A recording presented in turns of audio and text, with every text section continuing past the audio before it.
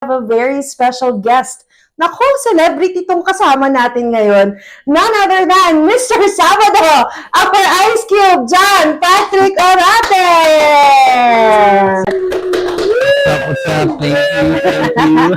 Thank you. Maraming nagbago. Huwag ka. Siyempre, i-share natin yung VA career mo. Kasi 8 years ka ng VA, tama ba? Yes. Oh, 8 years na siyang VA, guys. Way back 2017 or early 2018, mga ganun. I had a friend of mine na ni-refer ako sa isang work. So, actually, pangatlo ko siyang work na in-applyan.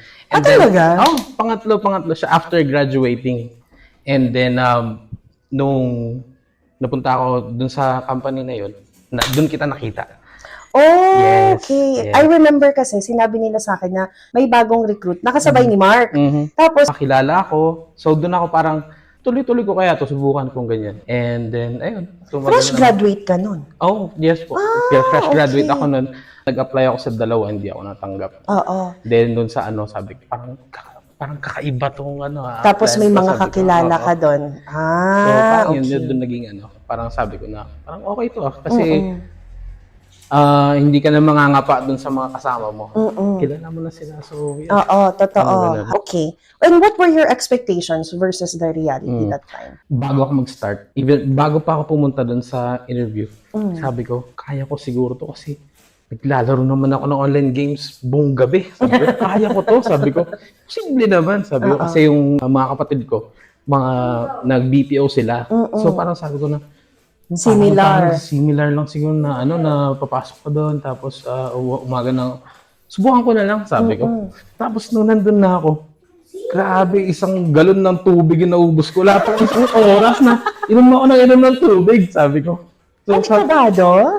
ano naman po, parang sabi ko, parang tutumba na ako eh. Sabi ko, hindi ko na kaya, inahantok na ako, sabi ko. So, ang dami kong ininom na tubig nung gabi na yun. Tapos, yun, sabi niya, kailangan magbaon ka ng mga pampagising talaga kasi, yan eh, ibang environment yun. Bigla kang magulat. So, sabi ko, hindi naman siguro, sabi ko. So, nung after nun, grabe, pag uwi ko, parang, kaya ko pa kaya? Sabi ko, ganito ko araw-araw. So, Nanibago ka sa graveyard. Nanibago talaga as in. Kasi parang, sabi ko parang hindi pala ganito kadali yung trabaho ng mga VA, mga nasa BPO. Kaya shout out sa lahat ng mga VA at ng mga call center agent kasi hindi din madali. Yes, Kumbaga, totoo. exhausting talaga siya.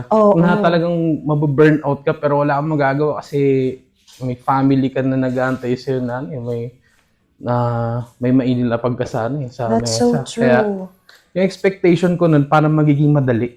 Pero nung nandun na ako, so, hindi naman siya mahirap pero kailangan mo talaga mag-adjust. Oo. Lalo na kung bago ka lang